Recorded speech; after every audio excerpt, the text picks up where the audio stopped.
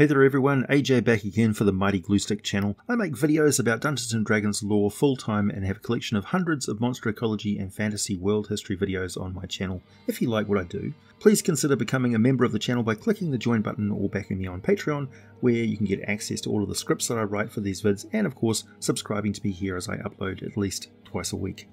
Halflings. Wikipedia says that originally the meaning of halfling comes from the Scots word Halfling, meaning an awkward, rustic teenager who is neither man nor boy, and so half of both. Another word for halfling is hobbledehoy, or hobby. This usage of the word predates both The Hobbit and the Lord of the Rings novels, and Dungeons & Dragons itself. In this video, we're going to explore the halfling race, who they are, where they come from, how they've changed in Dungeons & Dragons over the various editions, how they appear in different world settings, and what it's like to be a halfling among many other intelligent races. I'll be drawing extensively from resources both old and new, from the complete book of Gnomes and Halflings from 2nd edition Dungeons & Dragons, to the latest entries in D&D Beyond for 5th edition. I'll be talking more about the halfling pantheon of gods in a follow-up video, and also a video after that, detailing their culture, and specifically where and what they do in the Forgotten Realms. In 1st edition, there was no thief class, so halflings were restricted to being men-at-arms of no higher than level 4. Each of the levels had a title, so they could not progress further than hero.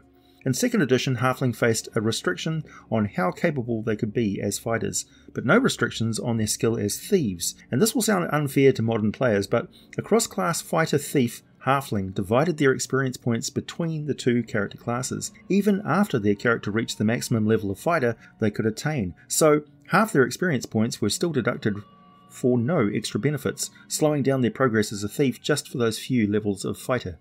In the next printed box set, we had an expansion on the character classes, and an important point of interest. Thief was not just another word for rogue. Rogue was the category that both thieves and bards belonged to. So halflings could now be thieves, clerics, fighter thieves, and fighters. They were not wizards or rangers or bards.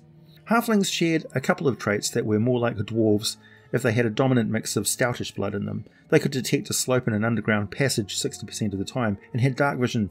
And all halflings had resistance to both magic and poison. There were 3 breeds of halflings: the more common harefoot, the tall fellow, and the stout.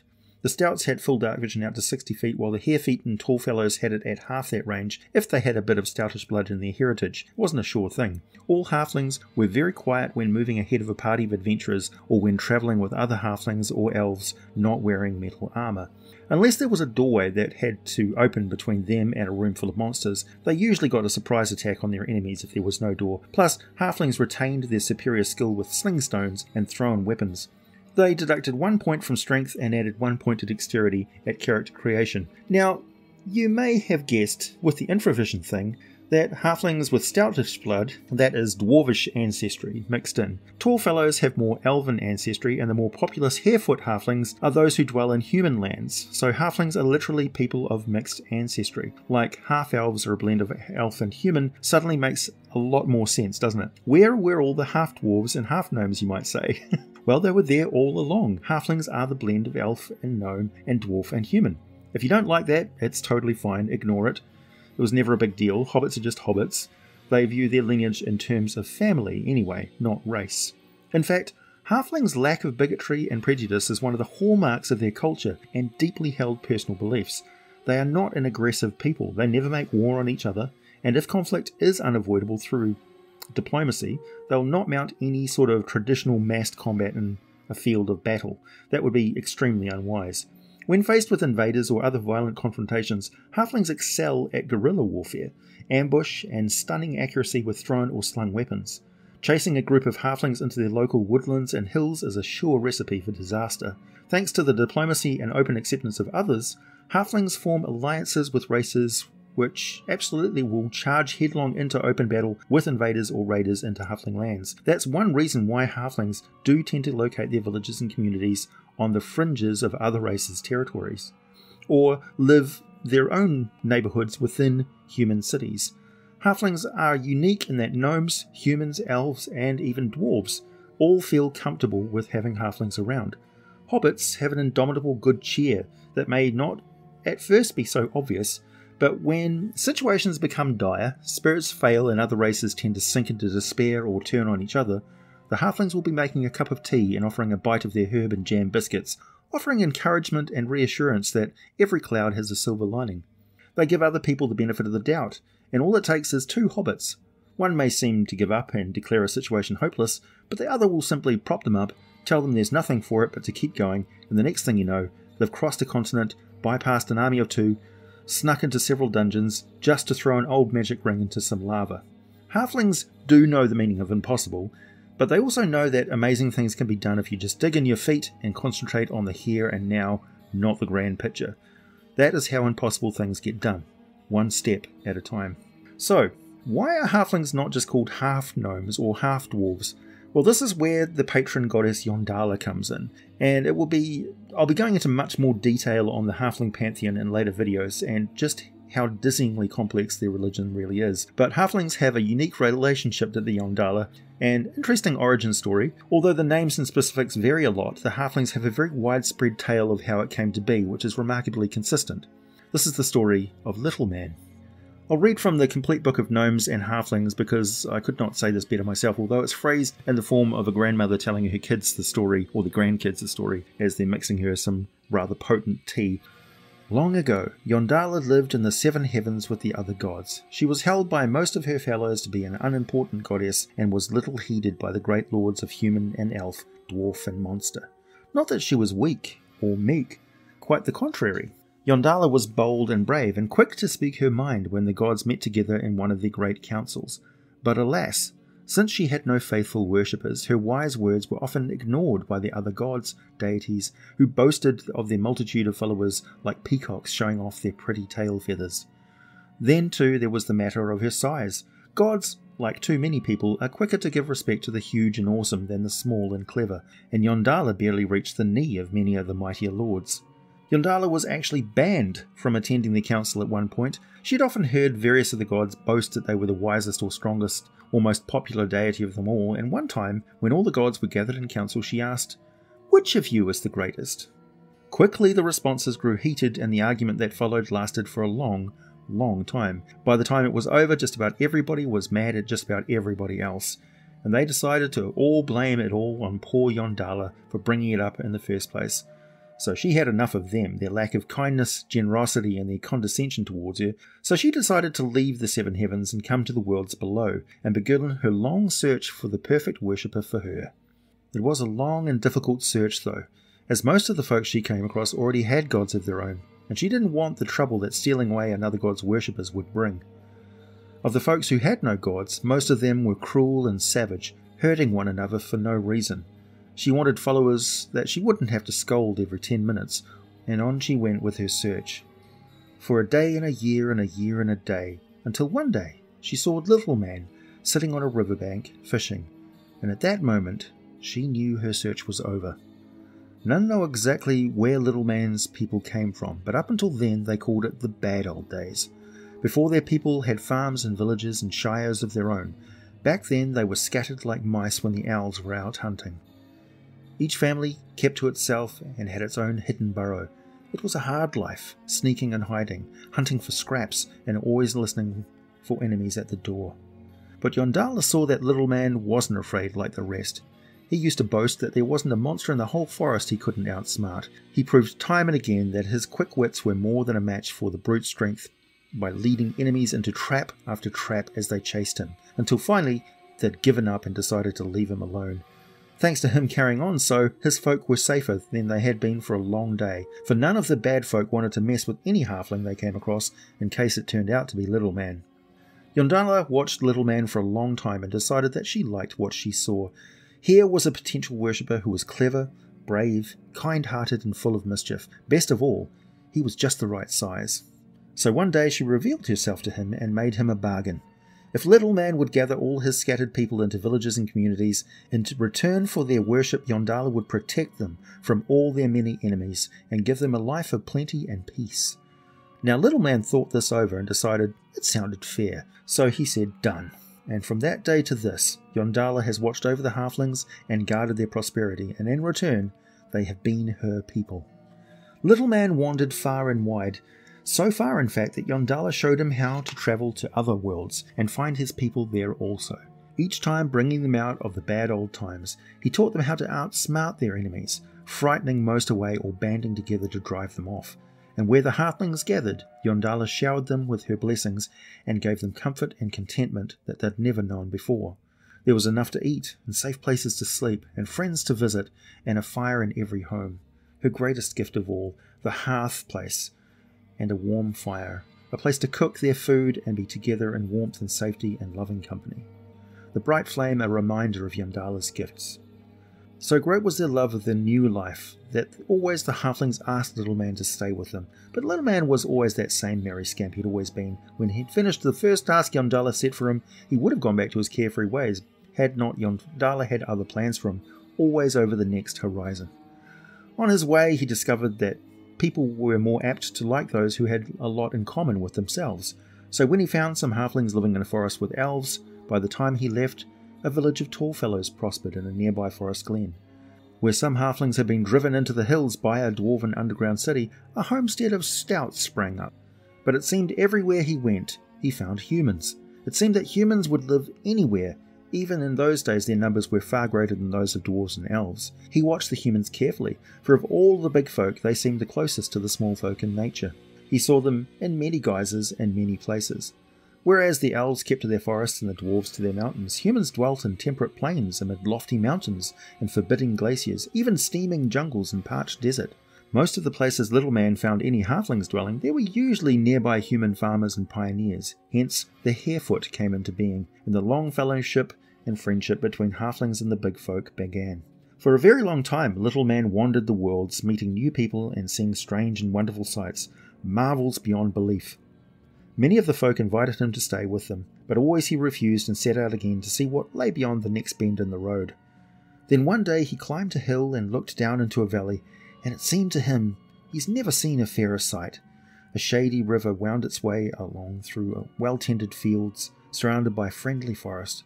It was a small village of his folk. Just as Little Man was thinking how he'd like to sit along that bank and fish, he saw that was the same river he used to fish in all those years ago. He found his old burrow, kept clean and snug all the time he'd been away by his neighbours, and sat down contentedly by his own hearth once again. He'd come back to his own home at the end of all his wanderings. Here are the original and most complete list of the details on each bloodline of halflings, as presented in the Complete Guide to Gnomes and Halflings. The Harefoot, this most common of halflings, is found throughout the lands that have been settled by humans, with the notable exception of Kryn, where this role is filled by the Kender. They live much as humans do, but prefer rural settings and villages to towns and cities.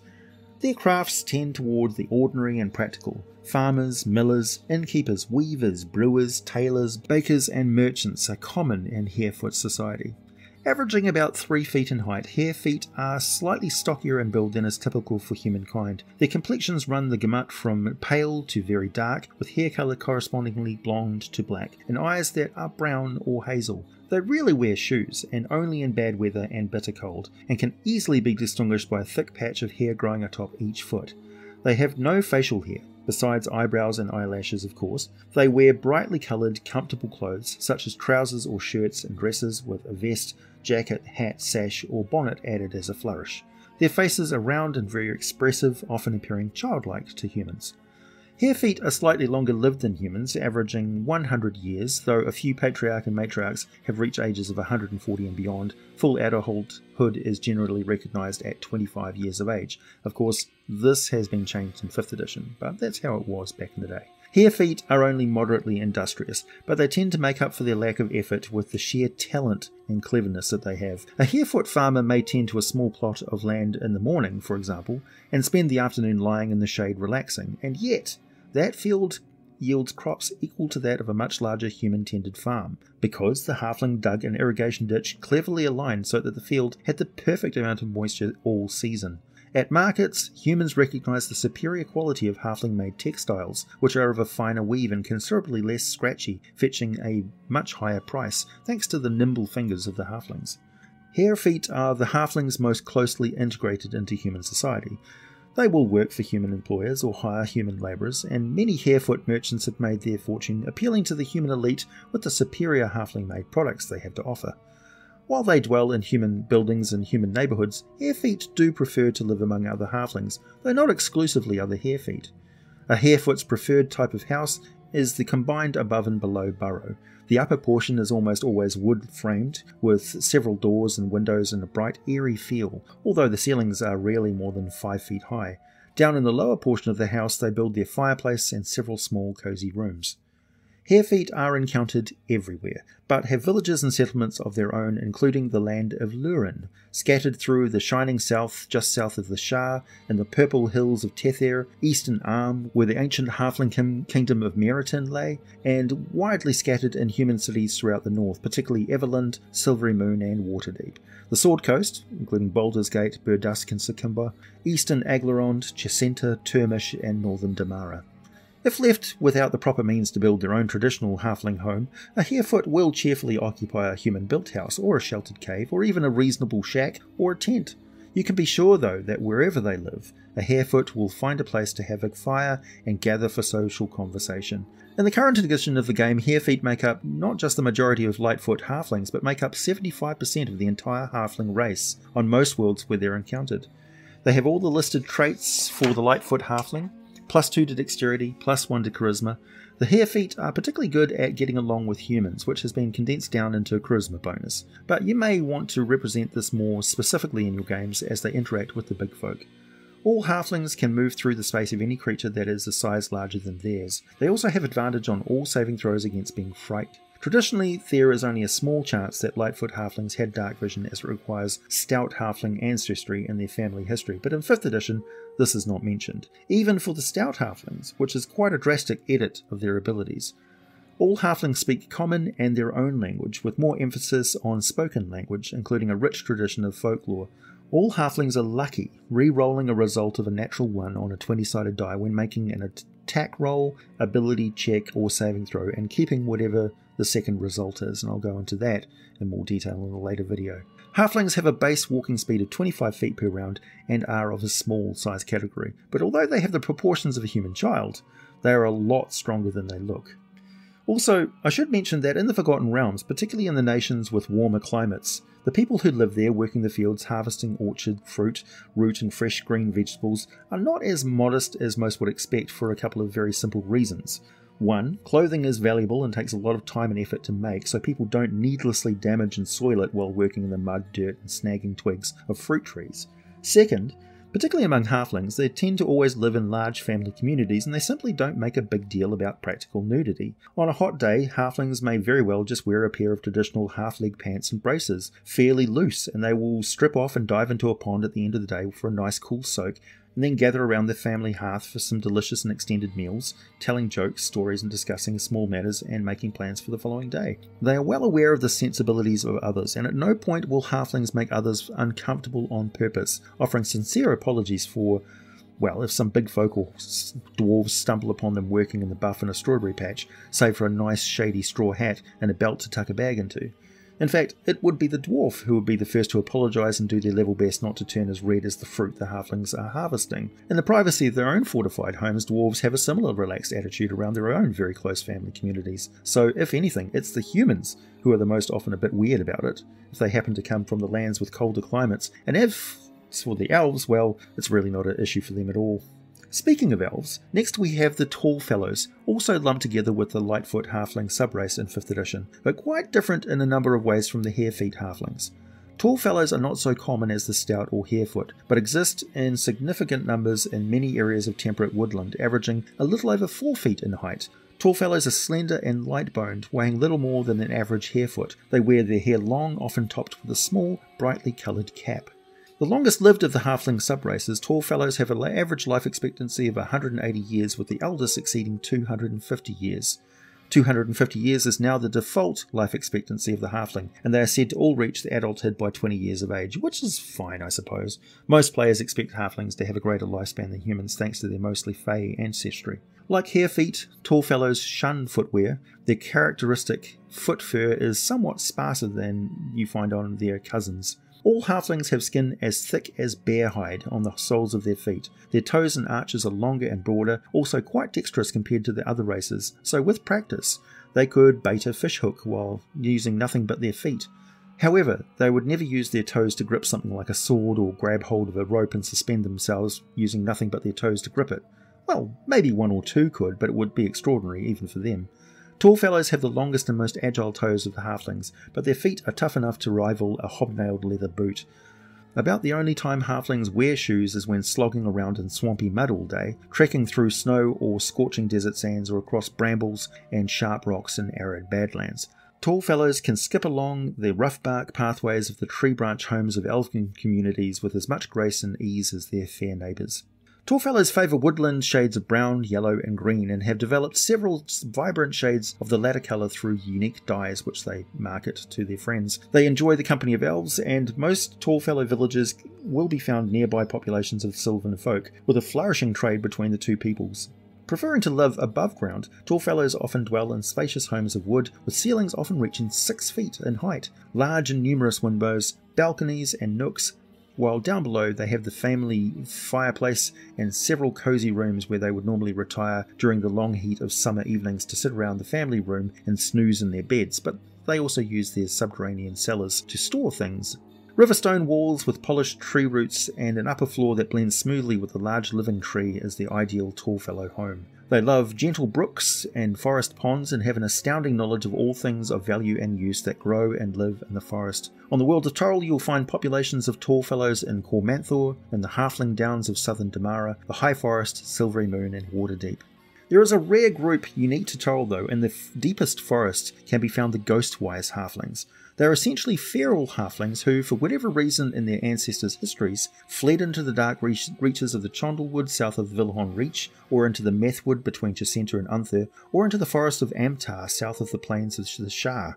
They are much like the tallfellows in their skill at woodcraft, but in truth theirs is a mixed heritage comprised of all three halfling subtypes now blended together over many generations. They have a form of sign language they use, which they know in addition to the usual common and halfling tongues. Ghostwise halflings are isolationists. They know very little about other halflings and their culture, and certainly do not trust the big folk. The halflings of the Forgotten Realms, I should mention, refer to themselves as the Hin, in their own language, but they're not offended at being called hobbits or halflings or shire folk. They're not offended by much at all.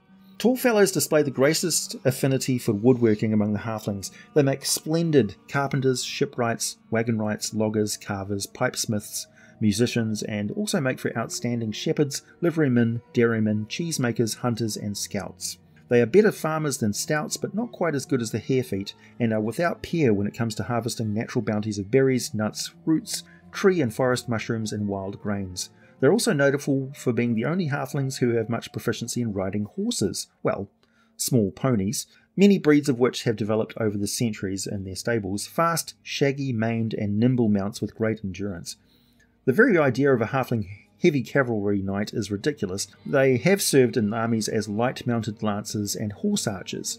On foot, tall fellows favour the spear and have a standard formation they call the porcupine, which is one of the very few halfling formations capable of standing toe-to-toe with larger opponents on the battlefield, because they're just a bristling nest of spears. If you want to represent a more elven aspect to the tall fellows, give them a similar automatic proficiency in the perception skill, which in previous editions would have been their elf-like knack for locating secret doors.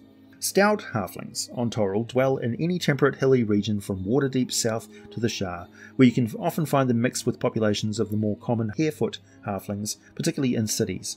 Stouts are not as common as their cousins, the harefeet, but they are nonetheless a populous and widespread subrace. They are about the same height as harefeet, averaging an inch or two below 3 feet, but much stockier indeed. A stout, typical stout, weighs about half again as much as the average harefoot. The girth is not fat, however. Stouts are more muscular than any other halfling, and tend to regularly best their kin in wrestling contests that are a favourite stoutish entertainment, and they can easily take on your average human with their physical strength. Ruddier in complexion than other subraces, stouts tend to blush easily when pleased or embarrassed and flush bright red when angry. Their hair colour tends to be on the light side, with blondes and sandy reds predominating. Their eyes are blue, grey and green. Unlike harefeet and tall fellows, male stouts can grow some facial hair, although not full beards. It usually takes the form of unusually thick sideburns or mutton chops. Moustaches are rare, and the few able to grow them are inordinately proud of their accomplishment.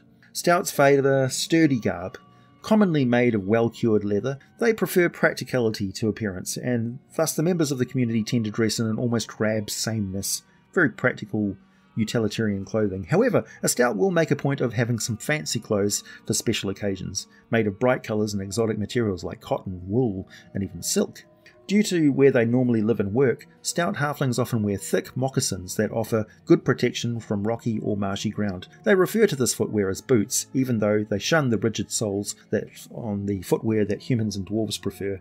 Stouts tend to have less to do with human society and more to do with dwarves, obviously, as the two races mix very readily, and their communities will often be located near to each other. Military and defensive alliances between the two races are common, and prosperous trading is the norm. Stouts are the only halflings who are adept at mining and trading in minerals. They also prefer to dwell within reach of waterways where they can build narrow boats to fish the waters, as they are arguably the most lackluster farmers out of all of the halflings, except when it comes to mushrooms that they grow in caves and tunnels, as well as crops that grow well in flooded fields. Stouts prefer to live underground more than any other halfling group. A stout will typically live in a fully excavated burrow and tend to a bumper crop of carefully propagated mushrooms, which they're really good at growing. They will have several round, shuttered windows placed in walls to let in light and air, but the overall place will be colder, darker, and somewhat more damp than the traditional Harefoot home. They make fine jewellers, stonemasons, builders, smiths, boatsmen, and tend to make elaborate stone carvings for their own homes and for sale. Thanks to this long association with dwarves, stout halflings share a number of their traits. In 5th edition, they have a +1 bonus to their constitution score, and they have advantage on saving throws against poison, plus they're resistant to poison, taking half the usual amount of damage. In older editions, stouts also shared the infravision traits of dwarves and were able to see 60 feet even in total darkness, plus they had a similar but not as precise knack for detecting if a passage underground was sloping upwards or downwards, and what general direction they were facing. You could represent this as simply doubling the proficiency bonus when they attempt any sort of underground navigation. Stouts are skilled swimmers at swimming and piloting their small, slender fishing canoes, and they have been known to use these in battles in the past to sneak among enemy blockade ships and do significant amounts of damage. Stouts typically live more than 130 years in the older editions and were considered adults at the age of 30, with most venerable elders reaching over 200 years. Stouts are very likely to know how to speak Dwarven and are much more likely to be welcome into Dwarven communities for trade and just general good hospitality. Time to head off the world of Toril though and talk about other branches of the Halfling family tree. On the world of Krynn is where we find the Kender. The fabled Kender is a curious example of convergent evolution. The native world of Krynn is one of the few where no true halflings ever developed on their own. Yet this ecological niche is filled by another race which, though unrelated, is similar in size, appearance and culture. The Kender. Harefeet, stouts and tall fellows who have been to Krynn or have met Kender wanderers on other worlds have adopted them as honorary cousins, despite their misgivings about the Kender's complete lack of the prized halfling virtue of common sense. Kender are somewhat taller than the average Harefoot or Stout, averaging 3 foot 7 inches. They are much more slender than true halflings and have a tendency to show their age more. So a 50-year-old Kender would look like a 40-year-old human, whereas a Harefoot would probably retain their youthful good looks even into old age. Kender complexions are light, but they tan very easily. They tend to wear their hair long, very long, with a characteristic top knot and long trailing tail. They wear shoes most of the time since, unlike true halflings, they completely lack foot fur, and their feet are nowhere near as hardy as true halflings. Kender are the most curious of all halfling kin, the most willing to depart from their hearth and home to embark on a life of adventure. Most Kender are infused with a wanderlust about the time they reach adulthood in the early 20s, and are likely to spend several decades in an exploration of the world around them, only to feel an equally compelling urge to return home and settle down as they begin to age, mid-50s to early 60s. The Kender are absolutely and utterly fearless, even to the point of immunity to magically induced fear, and as a result are willing to travel literally anywhere and try almost anything. They have the same sort of lifespan as a Harefoot halfling, but due to their curiosity and fearlessness, Kender are far more likely than other halfling subraces to meet the sudden and violent demise. They're not suicidal, but they do tend to get carried away. The Kender's immunity to fear is not completely infallible though, as Tasselhoff Barefoot, a famous member of his race, was once scared by Demogorgon. And I mean, fair enough. Kender also have an innate ability to annoy the crap out of others and taunt them into a state where they lose all ability for rational thought or restraint and are goaded into an uncontrollable act of violence. However, the Kender has to be understood by the creature in order to do this, and the victim gets to make a save against the effect as though the Kender were using some sort of a wisdom-based enchantment. Across the multiverse, in a totally different world, we meet the Ephesian Halflings. The subrace of Halflings is encountered only in the world of Athos, beneath the Dark Sun. Its members primarily inhabit the jungles along the ridgeline of the Ringing Mountains, the most well-watered terrain in all of Athos. They establish their villages in the dense tangle of the rainforest and are jealously guarding their territory against intrusion. The Ephesian Halfling is by far the least social of all Halfling subraces, clannish, suspicious and distrustful of strangers. Their habit of eating intruders who venture into their territory makes them a danger to all unwary travellers. The Ephesian Halfling is unique among Halfling cultures in this horrifying dietary trait, significant that they do not consider themselves cannibals since they don't eat each other, only other races. The villages of these essentially nomadic folk are each centred around a great stone pyramid with a scattering of small stone buildings around it. The village is the residence of a chief and a few of his or her followers.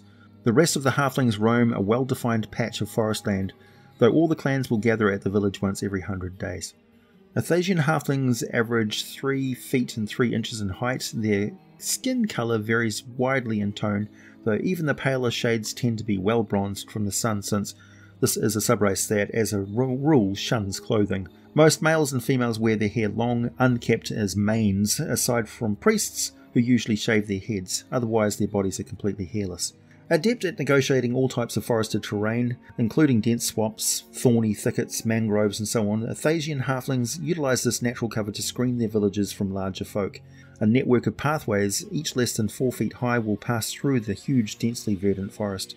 Ephesian Halflings thrive in terrain where other societies might have a hard time surviving. In part, this is because they're so self-sufficient, sharing many skills among the members of the single clan. Woodcarving, weaving, hunting, ensnaring, tanning, pottery, herbal medicine, alchemy, including the preparation of deadly paralysing poisons, farming and herding, jewellery, featherworking are all common proficiencies among the Ephesian Halflings, though they will cautiously open trading arrangements with nearby cultures, whatever their race.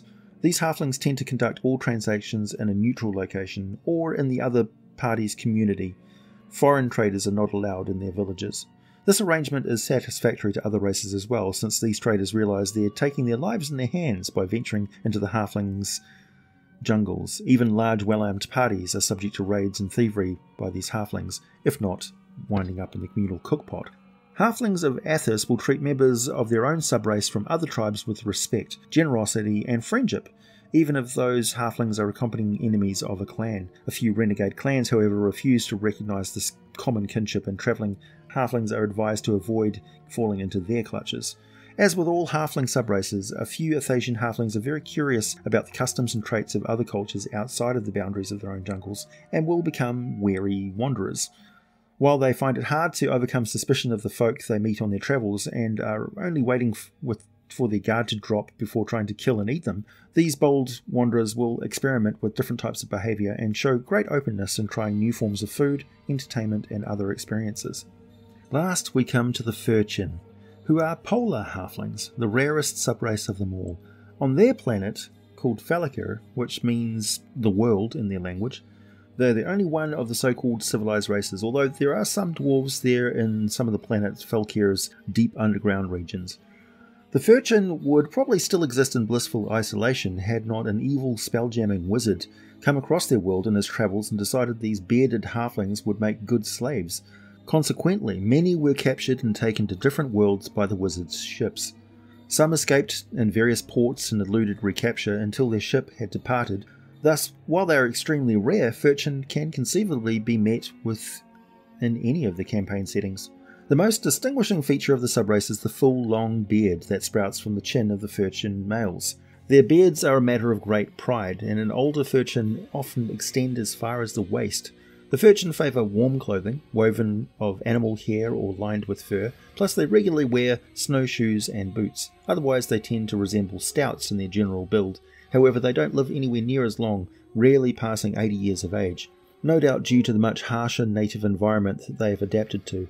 The Furchin tend towards pale skin with dark eyes, though children born with green eyes are accorded status in their society as emissaries of the gods.